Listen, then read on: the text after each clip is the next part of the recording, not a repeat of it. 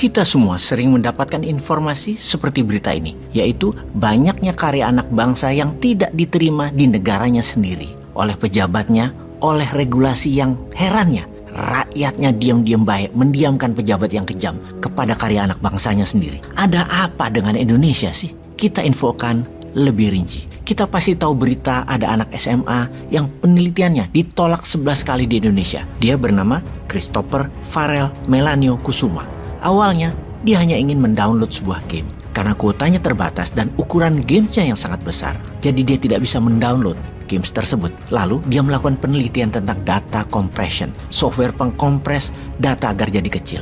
Akhirnya dia mendapatkan banyak insight dari penelitian tersebut.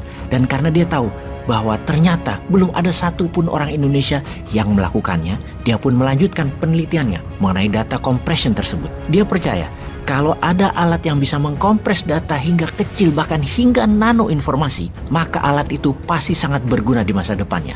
Lalu hasil penelitiannya dibawa di banyak ajang kompetisi daerah maupun nasional, tetapi penelitiannya tidak ada yang menanggapi. Ditolak bahkan sampai 11 kali, tapi dia tidak menyerah. Hingga suatu hari dia melihat peluang di mana ada pengumuman di Google melalui media online tentang lomba penelitian, dan dia pun mengambil kesempatan mengajukan penelitiannya tersebut ke Google. Seminggu kemudian dia mendapatkan email dari Google kalau penelitiannya lolos dan mendapatkan sponsor dari Google, juga mendapatkan visa buat pergi ke kantor Google di Amerika untuk mempresentasikan algoritma temuannya tersebut. Tak disangka ternyata Google tertarik dengan penelitian anak tersebut, yang kemudian dia diajak kerjasama dengan Google dalam proyek selama satu semester 6 bulan dia di sana. Hasilnya compressing data tersebut, sudah bukan Indonesia ini yang punya kekayaan intelektualnya, ngapain dipikirin. Kita lanjutkan lagi nasib anak jenius lainnya dari Indonesia yang ditolak banyak universitas di Indonesia, yang namanya Audrey Yu, berasal dari Surabaya. Sebagai bocah ajaib, dia menyelesaikan SD-nya hanya dalam 5 tahun, menyelesaikan SMP-nya dalam 1 tahun, menyelesaikan SMA-nya hanya dalam 11 bulan. Pada usia 10 tahun dia mencatat nilai TOEFL dengan nilai 573 yang merupakan rekor termuda di Indonesia yang bisa mencapai nilai tersebut. Usia 11 tahun sudah bisa menghafal kamus bahasa Inggris setebal 650 halaman. Ketika usia 13 tahun tidak ada satu universitas di Indonesia yang mau menerima dirinya, yang akhirnya dia memilih ke Amerika karena menjadi rebutan banyak kampus ternama di Amerika. Dan pilihannya, dia masuk ke Universitas Virginia di Amerika. Dia mengambil jurusan fisika di University of Virginia, lulus dalam 2 tahun dengan nilai sempurna. Sekarang dia mengajar bahasa di Tiongkok buat siswa-siswi Tiongkok yang mau melanjutkan studi di luar negeri, juga untuk siswa agar lulus ujian SAT atau Scholastic Aptitude Test, sebuah tes untuk mengukur kemampuan calon mahasiswa untuk bisa melanjutkan ke sekolah tinggi di Amerika.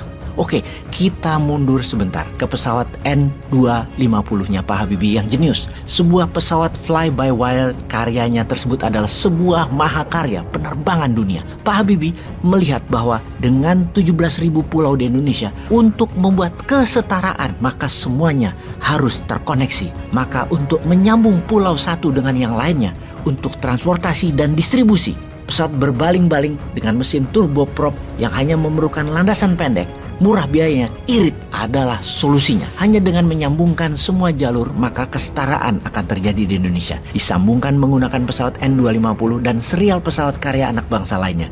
Namun, hingga saat ini, produksi massal tidak terjadi. Impian sudah 30 tahun lebih tidak pernah dimulai, diabaikan, tidak dilanjutkan, tidak dipermudah, tidak dibantu. Kita juga tahu nyali pejabat itu takut dengan hegemoni Barat dan hegemoni Tiongkok. Impian menguasai dirgantara Indonesia itu dipatahkan oleh IMF. Hingga saat ini tidak ada yang berani melawannya. Semua pasti sudah tahu kan, IMF salah satu yang membatasi gerak Indonesia untuk jadi raja udara di negeri sendiri. Pastinya sudah 4 presiden setelah Habibie juga tidak menganggap karya anak bangsa untuk produksi massal pesawat tersebut dan dijadikan flagship armada nasional. Tidak dilakukan. Masih mimpi dan masih jauh yang faham kekuatan nasional berbasis dirgantara sebagai alat angkut penyimbang transportasi laut, di mana transportasi laut digunakan sebagai pembawa kargo dan barang berat ke seluruh pelosok pulau Indonesia. Dan transportasi udara untuk angkutan manusia dan dokumen adalah yang tercepat. Kita bertanya lagi, ada apa dengan Indonesia atas kekuasaan kedirgantaraan? Kok tidak dilanjutkan oleh kita sekarang? Nunggu main. Oke, kita tengok ke Elon Musk, maka pasti kita mengingat atau menengok ke Ricky Elson, sang jenius listrik yang di tahun 2012 pemuda Indonesia ini sudah membangun mobil listrik jauh sebelum Elon Musk membangunnya di Amerika. Di mana kita tahu di awal Tesla dibangun, beda dengan mobil listriknya Ricky Elson dibangunnya. Di sini di Indonesia dipersulit, sedangkan di Amerika Tesla mendapatkan subsidi pajak yang besar. Bahkan ketika membangun pabrik baterainya dapat pinjaman lunak dari negara dengan jumlah hingga hampir $4 billion. Kita mobil listrik Ricky tidak lulus uji emisi. Latai bener ya, masa mobil listrik ada emisi gas buang yang membahayakan lingkungan?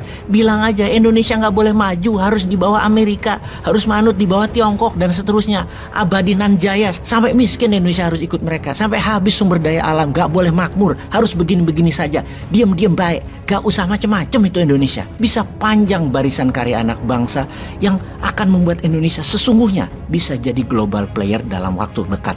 Namun hal itu tidak akan jadi kenyataan kalau masih old man yang berkuasa, yang pro kekuasaan hegemoni, bukan pro kekuatan anak bangsa dan kekuatan sendiri. Sahabat, bagaimana komentar sahabat akan informasi kali ini?